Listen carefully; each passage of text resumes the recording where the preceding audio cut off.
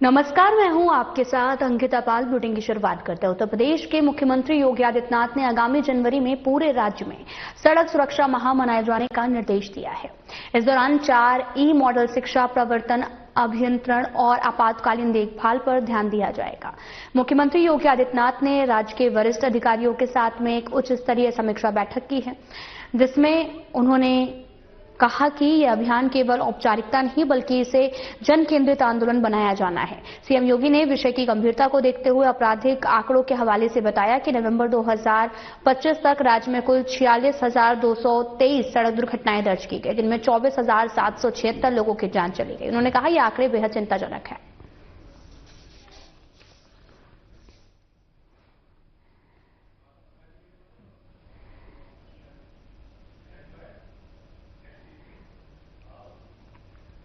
उत्तर प्रदेश के मुख्यमंत्री योगी आदित्यनाथ ने युवा सहकारी सम्मेलन और उत्तर प्रदेश कोऑपरेटिव एक्सपो 2025 के उद्घाटन कार्यक्रम में शिरकत की है।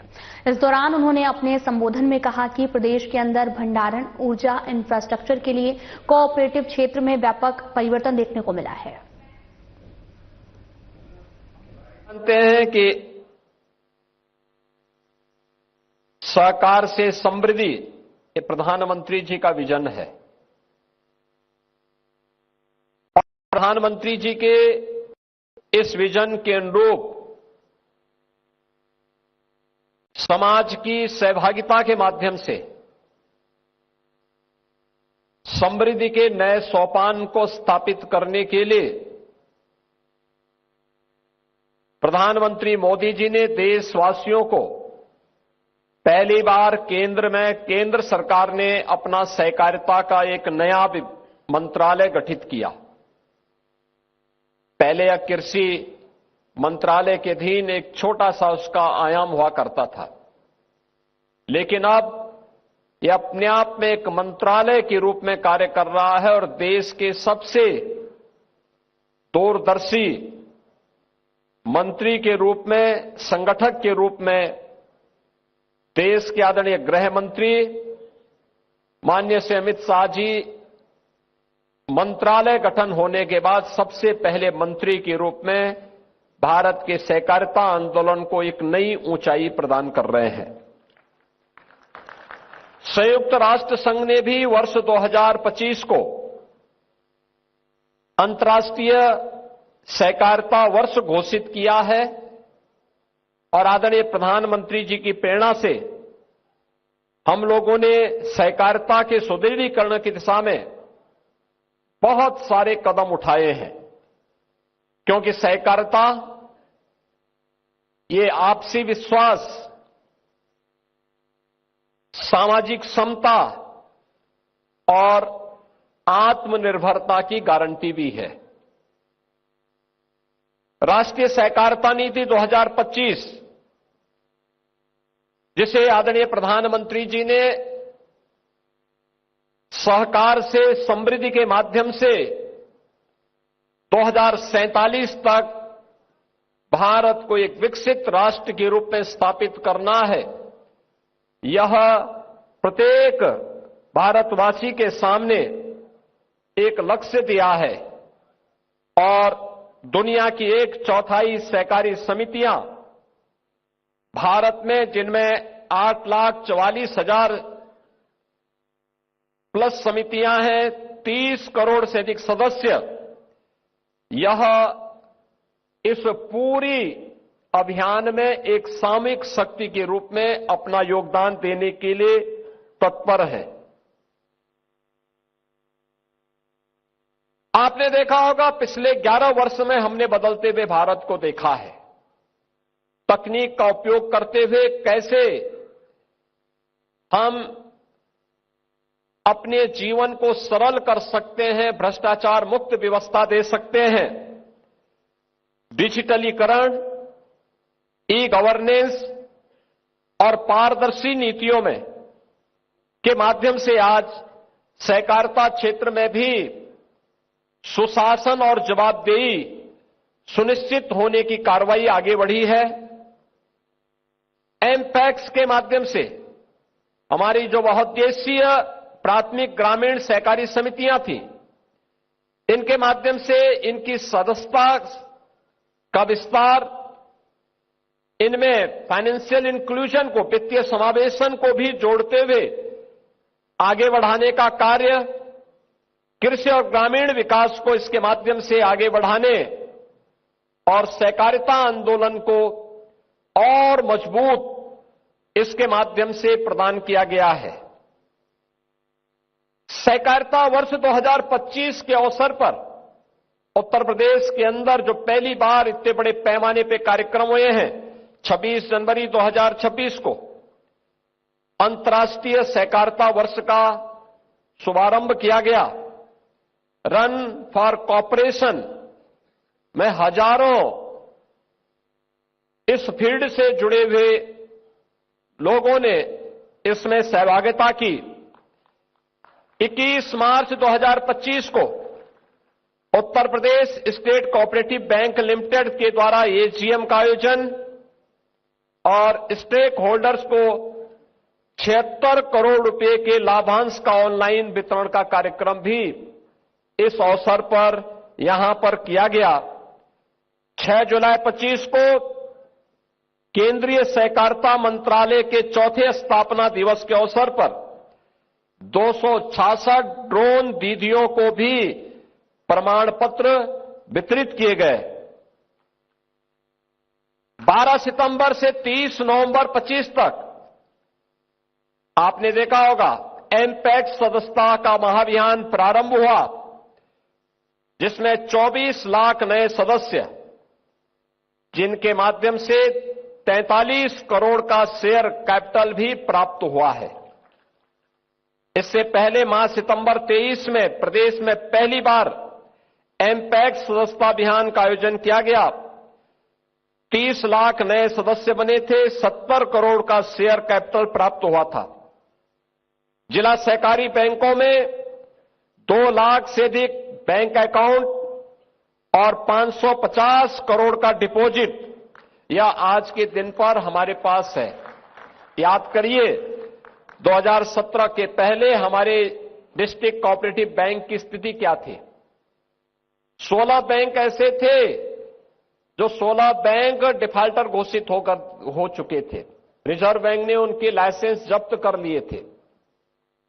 लेकिन अब उत्तर प्रदेश के कोऑपरेटिव बैंक डिफाल्टर नहीं है। अब ये बैंक बीमार नहीं है, बल्कि स्वयं तो स्वस्थ है ही, बल्कि कोऑपरेटिव से जुड़े हुए अपने सभी सदस्यों को हर किसान की समृद्धि में भी अपना योगदान दे रहे हैं। और अभी आपने देखा होगा शासन की योजनाओं को भी प्रभावी ढंग से आगे बढ़ाने में युवा उद्यमी स्कीम को कैसे आगे बढ़ाया जाना है, अभी इसके माध्यम से भी आपने देखा होगा कैसे ये कार्य हो रहा है। और इसीलिए अभी उत्तर प्रदेश सरकार ने यह भी निर्णय लिया था कि एमपैक्स को 10 लाख रुपए तक का ब्याज मुक्त ऋण की सीमा, इसको भी हमने दिया है, जिसमें 6,760 एमपैक्स को उर्वरक व्यवसाय हेतु 10 लाख रुपए ब्याज मुक्त ऋण स्वीकृत किया गया है। इससे उर्वरक निरंतर आपूर्ति सुनिश्चित हुई है। और मेरा प्रदेश के अंदर जितनी भी हमारी, देखो एक अवसर होता है, हम लोगों ने प्रयास किया है कि जितना भी प्रदेश के अंदर फर्टिलाइजर, केमिकल और पेस्टिसाइड का वितरण होता है, इसमें से कम आधा तो कोऑपरेटिव से जुड़े हुए एमपैक्स के माध्यम से, साधन सहकारी समितियों के माध्यम से वितरित हो। लेकिन इसके लिए आपको अपने लोगों को, अपनी मैन पावर को वहां पूरा करना पड़ेगा। प्रत्येक इसमें अगर आप ये व्यवस्था सुनिश्चित करेंगे तो अन्नदाता किसान आपके साथ जुड़ेगा, आपकी सदस्य संख्या बढ़ेगी, आम किसान का, आम अन्नदाता किसान का विश्वास इसमें आपको सुदृढ़ होगा और आपके शेयर को बढ़ाने में, आपके लाभांश को बढ़ाने में भी इससे मदद मिलेगी। एमपैक्स द्वारा 6,400 करोड़ का व्यवसाय किया गया, 191 करोड़ का विशुद्ध मुनाफा भी इसके माध्यम से उनके द्वारा कमाया गया। इस ऋण सीमा को आगे बढ़ाने की दिशा में भी हम लोगों ने कार्रवाई आगे की है। कि अभी तक हमने 10 लाख तक किया है, आने वाले समय में हम इसको 15 लाख तक का गारंटी मुक्त ऋण देने की दिशा में भी कदम बढ़ाएंगे।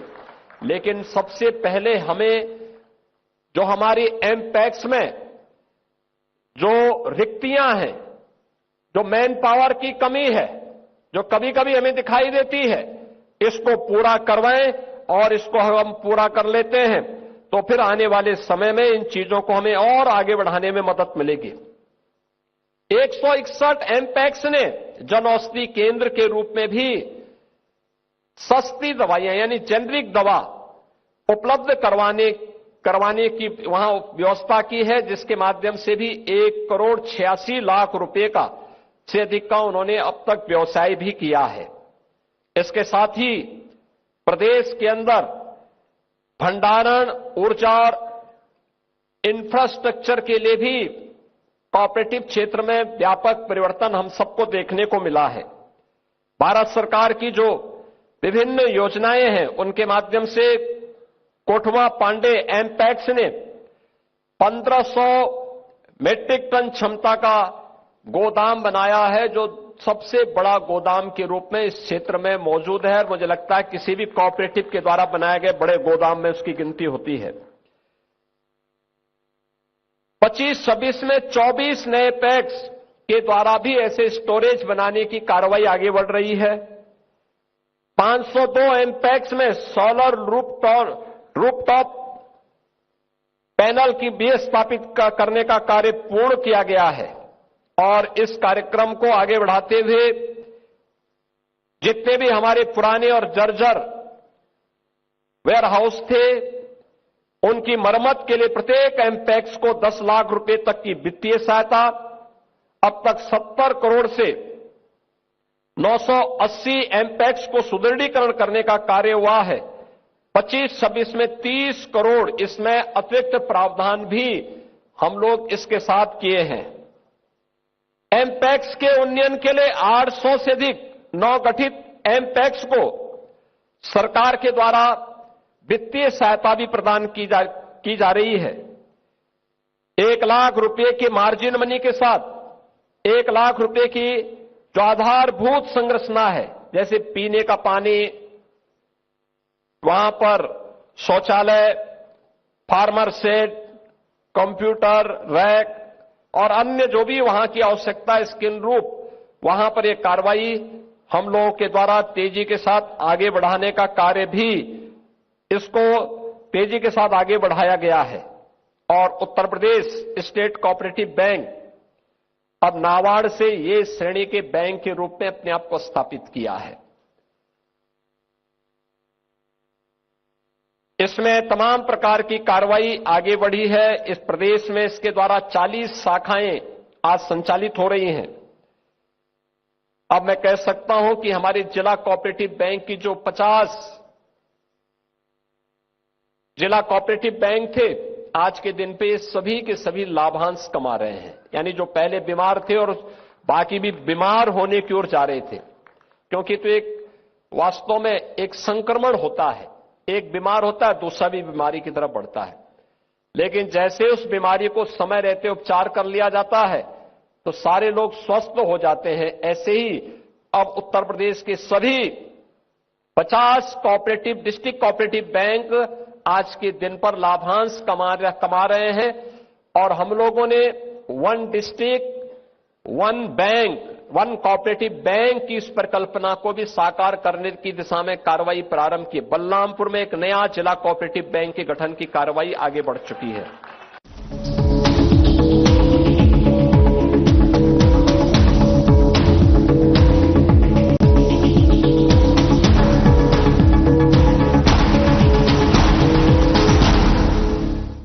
क्या आप जिम जाते हैं, कसरत करते हैं, फिर भी आपकी सेहत नहीं बनती? काजू, बादाम, किशमिश, मेवे, प्रोटीन के डिब्बे खाते हैं, फिर भी कुछ असर नहीं होता? तो इसका मतलब है आपका पाचन तंत्र खराब है। और जब तक के पाचन तंत्र दुरुस्त नहीं होगा, आप जितना मर्जी अच्छे से अच्छा खा लो, आपकी सेहत नहीं बन सकती। इसलिए हमारी संस्था सन्यासी आयुर्वेदा ने एक ऐसी दवा का निर्माण किया है जो कि आपके लिवर, आपके पाचन तंत्र को दुरुस्त करने का काम करती है, ताकि आप जो भी खाएं उसका पूरे का पूरा निचोड़ आपके शरीर को लगे, आपकी भूख बढ़े, खाया पिया सही से लगे, नया खून बने, हड्डियों में जान आए, वजन बढ़े और आप मोटे तगड़े खूबसूरत पर्सनैलिटी के मालिक बन जाएं। सिर्फ 655 रुपए की पूरे 1 महीने की दवा होती है और आप इसे घर बैठे 011-45454545 पर फोन करके दवा मंगवा सकते हैं।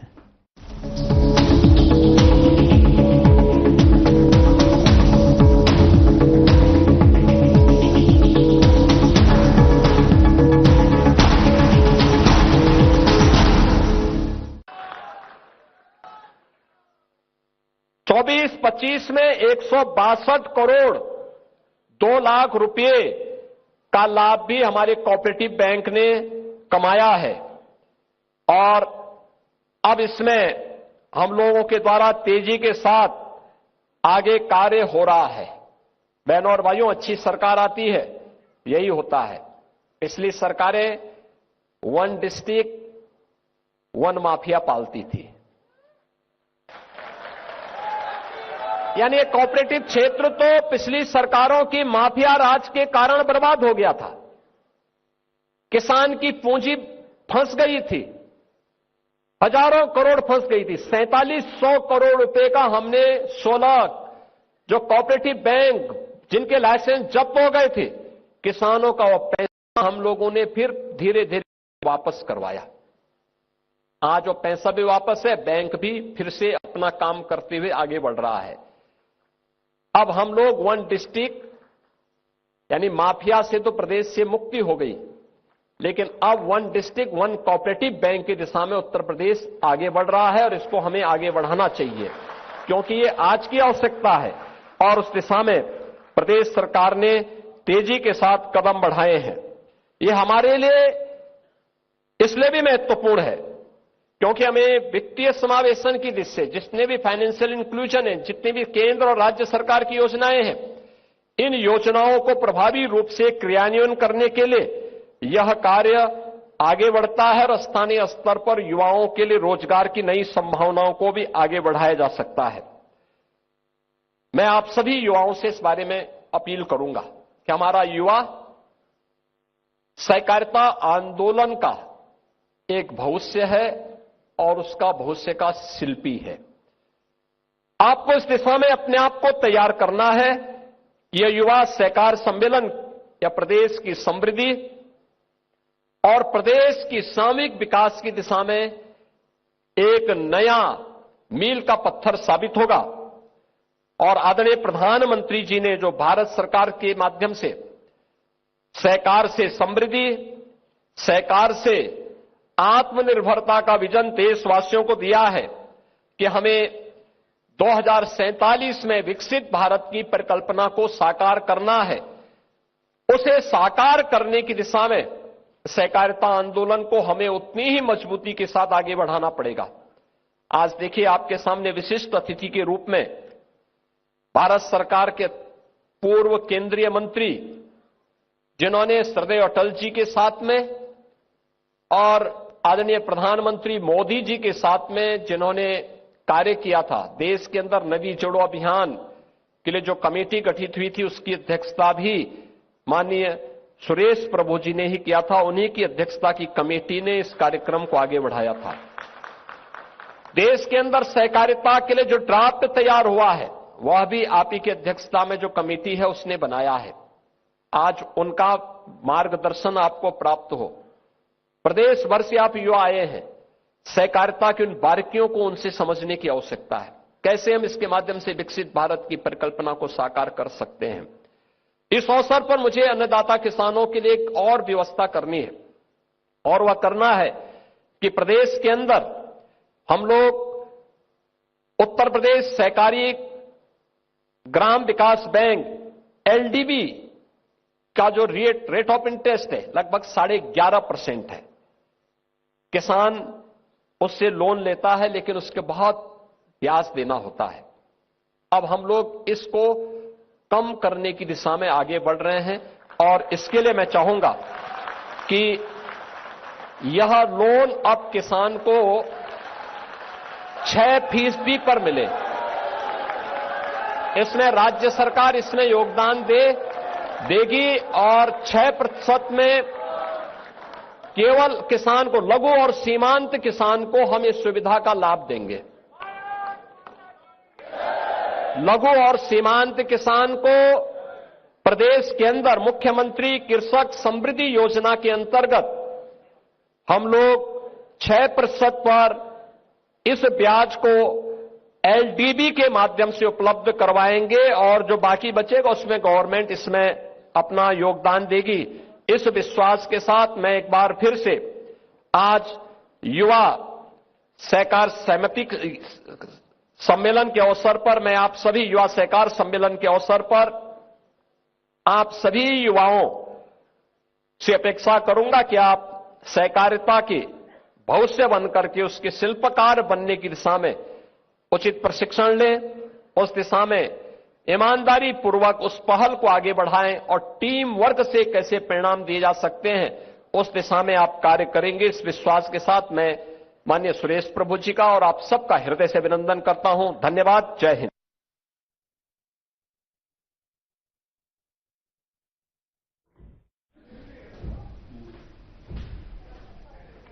तो आपको बताते चलें कि कोऑपरेटिव एक्सपो 2025 का उद्घाटन किया है, जहां पर युवा सहकार सम्मेलन 2025 का शुभारंभ हुआ। कोऑपरेटिव एक्सपो 2025 का उद्घाटन हुआ। इस दौरान कार्यक्रम में सीएम योगी आदित्यनाथ पहुंचे और इस दौरान उन्होंने लोगों को संबोधित भी किया है। तो तस्वीरें भी आपको दिखा रहे हैं और अभी आपको बताते चलें कि सीएम योगी आदित्यनाथ का संबोधन भी सुनाया, जहां पर उन्होंने अपने संबोधन में प्रदेश के अंदर भंडारण, ऊर्जा, इंफ्रास्ट्रक्चर के लिए कोऑपरेटिव क्षेत्र में व्यापक परिवर्तन देखने को मिला है, इस पर उन्होंने बातचीत की और साथ ही कार्यक्रम को संबोधित किया। कार्यक्रम का उद्घाटन कर कार्यक्रम में शिरकत करने के लिए पहुंचे थे। इस दौरान वो लोगों को संबोधित करते हुए नजर आए और उन्होंने कोऑपरेटिव एक्सपो 2025 का भी उद्घाटन किया। कार्यक्रम में सीएम योगी आदित्यनाथ का संबोधन आपको सुना रहे थे। दरअसल लखनऊ में एक्सपो का आयोजन किया गया था और मुख्यमंत्री योगी आदित्यनाथ ने युवा सहकारी सम्मेलन उत्तर प्रदेश कोऑपरेटिव एक्सपो 2025 के उद्घाटन कार्यक्रम में शिरकत की। इस दौरान उन्होंने अपने संबोधन में कहा, प्रदेश के अंदर भंडारण, ऊर्जा, इंफ्रास्ट्रक्चर के लिए कोऑपरेटिव क्षेत्र में व्यापक परिवर्तन देखने को मिला है।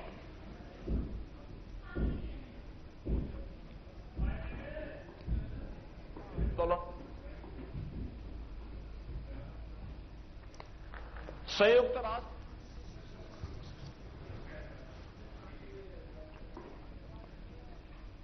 तो वहीं यूपी के हमीरपुर जिले में सर्दियों के सितम के साथ ही खेतों में काम कर रहे किसानों में जंगली जानवरों के झुंडों ने दहशत फैला रखी है। हमलावर सियार से लेकर फसलों को नुकसान पहुंचे, वहीं नीलगाय खुलेआम खेतों में घूमते हुए देखी जा रही, जो किसानों के लिए जान के साथ में फसल को नुकसान पहुंचा रहे हैं। जिला मुख्यालय के यमुना नदी और बेतवा नदी के संगम तट किनारे इस समय जंगली जानवरों की चहलकदमी से किसान दहशत में हैं और सियारों के झुंड, नीलगायों के झुंड अक्सर लोगों को दिखाई दे रहे हैं, जिसके चलते किसानों को खेतों में जाने में भी आपको बताते चले कि अक्सर जो है दिखाई दे रहे हैं, जिसके चलते किसानों के खेतों में जाने से डर लग रहा।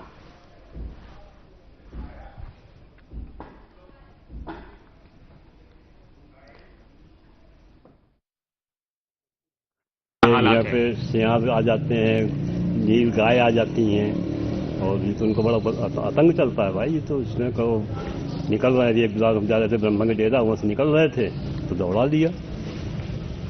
ये तो हावी मतलब ये तो जंगली जानवर हैं, किसी टाइम कर सकते हैं। ये तो सर्दी में कुछ ज्यादा निकलते हैं, ज्यादा निकलते हैं भाई, इनको सर्दी लगती है।